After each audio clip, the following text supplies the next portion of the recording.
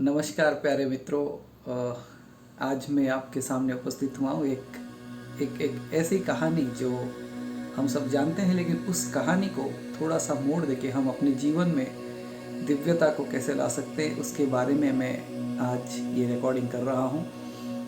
एक बार ऐसा होता है कि एक गुरु होते हैं और जिनके पास एक शिष्य कई दिनों से उनकी सेवा करते रहता है और उस शिष्य को हमेशा एक ही चीज़ की ज़रूरत होती है। वो कहता है कि ऐसा कुछ मुझे मंत्र दे दे, ऐसा कुछ सिखा दे ताकि मुझे सिद्धियाँ एकदम से प्राप्त हो जाए। गुरु उसे टालते रहे क्योंकि गुरु को पता था कि सिद्धियाँ ऐसे नहीं मिलती, लेकिन फिर भी ऐसे होते होते 1 साल 2 साल बीत जाता है। लेकिन वो शिष्य हमेशा कार्य तो करता रहता था गुरु का, लेकिन हमेशा यही पूछता रहता था, मुझे ऐसा कुछ सिखा दे जिससे मेरे पास शक्तियाँ आ जाए। और गुरु उसे शक्तियाँ नहीं देना चाहते थे क्योंकि गुरु को पता था कि वो अभी शक्तियों के लिए तैयार नहीं था। लेकिन ऐसे कहते कहते जब एक दिन इतना ठान के बैठ गया कि नहीं, मुझे आज ही आप मुझे सिखाओ, तो गुरु ने कहा कि ठीक है, कल सुबह तू आ मेरे पास और मैं तुझे एक मंत्र ऐसा दे दूंगा जिससे तुम्हारी सिद्धियाँ हो जाएंगी। तो अगले दिन जब ये शिष्य उन गुरु के पास जाता है बिल्कुल तैयार होके, और गुरु कहते हैं, उनके कान में एक मंत्र देते, कहते हैं ये मंत्र जाके सिर्फ और सिर्फ 1008 बार कर ले और तुझे सिद्धियाँ प्राप्त हो जाएगी।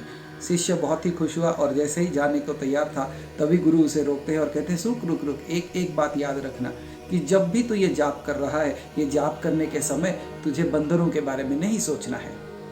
तो शिष्य कहा कि मैं भले बंदरों के बारे में क्यों सोचूंगा, ये तो हो ही जाएगा। लेकिन जैसे जाके वो ध्यान करने लगा, जैसे गुरु ने कहा था कि मंत्र पढ़ते हुए बंदरों को ध्यान नहीं करना है, और उसी प्रकार जैसे ही ध्यान में बैठता है बंदरों की बातें इसे याद आने लगती हैं। और पता नहीं कहाँ से, कभी इसने शायद जीवन में भी कभी बंदरों के बारे में नहीं सोचा होगा, लेकिन आज एक ऐसा दिन था जब जैसे ही वो मंत्र करना शुरू करा, एक नहीं दो नहीं, हजारों के हजारों बंदर आने लगे। बेचारा रात भर सो नहीं पाया। जब भी कोशिश करा कि शायद आधा घंटे के बाद करूं या 1 घंटे के बाद प्रयास करूं तो हो जाएगा, जब भी वो मंत्र करने बैठता तो उसे सिर्फ बंदर ही बंदर दिखाई देते।